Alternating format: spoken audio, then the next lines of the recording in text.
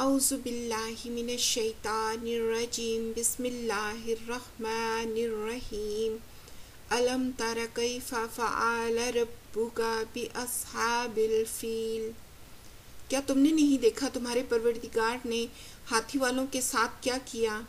الم یجعل کیدہم فی تضلیل، کیا ان کا داؤ غلط نہیں کیا؟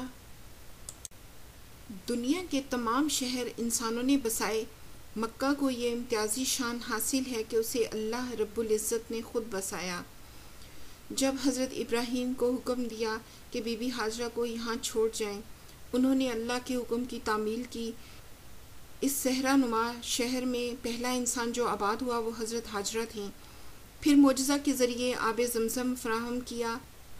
جب ننھے حضرت اسماعیل علیہ السلام پیاس سے بےتاب تھے، قریب سے خانہ بدوش قبیلے کا گزر ہوا۔ جب انہوں نے پانی دیکھا تو انہوں نے یہیں پر رہنے کا فیصلہ کر لیا۔ یوں اس شہر کی ابتدا ہوئی۔ پھر حضرت ابراہیم اور حضرت اسماعیل علیہ السلام نے کعبہ کی تعمیر کی۔ حضرت اسماعیل کی اولاد نے اس شہر کو بسایا۔ ابراہ نے حبشہ کی حکومت کی مدد سے یمن پر حملہ کیا اور جنگ میں کامیاب ہوا، اور اپنی حکومت مضبوط کرنے کے بعد اس نے یمن میں ایک بہت اونچا، مضبوط، خوبصورت، منقش اور مزین گرجا گھر تعمیر کیا، اور اپنے ارادے کا علل اعلان اظہار کیا کہ میں عرب کے لوگوں کا رخ خانہ کعبہ سے اس کلیسا کی طرف موڑ کر رہوں گا۔ یہ بہت اشتعال آمیز بیان تھا، جس سے مشتعل ہو کر چند نوجوانوں نے اس کلیسا میں رفع حاجت کر ڈالی، یا ایک روایت میں ہے کہ آگ لگانے کی کوشش کی، جس سے کلیسا کا کافی حصہ جل گیا۔ ان میں سے کوئی بھی واقعہ پیش آیا ہو، یا یہ بھی ہو سکتا ہے کہ اس نے خود ہی اپنے کسی آدمی کے ذریعے سے یہ حرکت کروائی ہو تاکہ مکہ پر چڑھائی کا جواز مل سکے۔ بہرحال ابراہ نے قسم کھائی کہ اس وقت تک چین سے نہ بیٹھوں گا جب تک کہ کعبے کو نہ ڈھالوں۔ اس کے بعد وہ فوج لے کر مکہ کی طرف روانہ ہوا۔ راستے میں یمن کے ایک سردار نے عربوں کا ایک لشکر جمع کر کے مزاحمت کی، مگر شکست ہوئی اور گرفتار ہوا۔ پھر ایک اور عرب نوفل بن حبیب مقابلے پر آیا، مگر شکست کھا گیا۔ ابراہ کے لشکر نے مکہ کے قریب پڑاؤ کیا، اور اس وقت مکہ کے سردار حضرت عبد المطلب تھے۔ عرب اس وقت خانہ جنگی کا اور بد امنی کا شکار تھے۔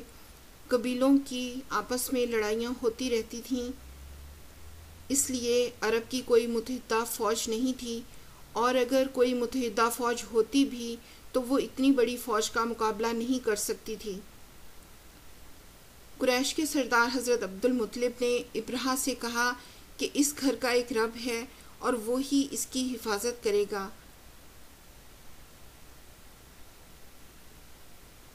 تو ابراہ نے کہا کہ وہ اس کو مجھ سے نہیں بچا سکے گا۔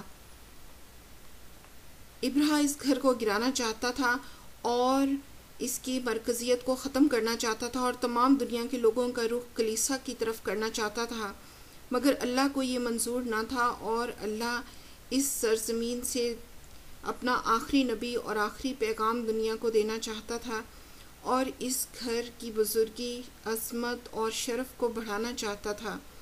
اس لیے اس نے ابراہ کو، جو کعبہ کی مرکزیت کو ختم کرنا چاہتا تھا اور عربوں کی تجارت پر بھی قبضہ کرنا چاہتا تھا، یعنی دنیاوی دینی لحاظ سے ان کو عیسائی بنانا چاہتا تھا، اور دنیاوی لحاظ سے ان کی تجارت پر قبضہ کر کے ان کو اپنا غلام بنانا چاہتا تھا، اور اس طرح عربوں پر فاقوں اور غربت کا دور شروع ہو جاتا۔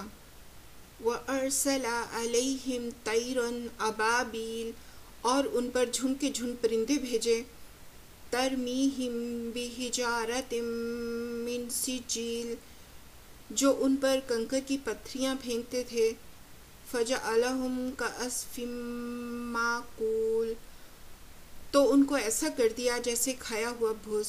ایسا معلوم ہوتا ہے کہ ان کنکریوں پر کوئی ایسا کیمیکل تھا، یا کسی بیماری کے جراثیم، یا ان سے ریڈیشن نکل رہی تھی جس کی وجہ سے ان کے جسم کا گوشت گلنا اور جھڑنا شروع ہو گیا۔ ایسا ایک بار نہیں، تاریخ میں بارہا ہوا ہے کہ اللہ نے انسان کو اس کے مقصد میں یا اس کی تدبیر میں ناکام کیا ہے، جس طرح اللہ نے ابرہہ کو کیا۔ جب انسان اپنے تمام وسائل اور تمام طاقت کے باوجود ہار جاتا ہے، تب اسے معلوم ہوتا ہے کہ اللہ ہے، اللہ ہے۔ اب ابرہہ کے پاس دنیا کے تمام وسائل تھے اور کوئی روکنے والی طاقت نہیں تھی، لیکن اللہ نے اس کو روکا، اور اس کو نہ صرف روکا بلکہ تباہ و برباد کیا۔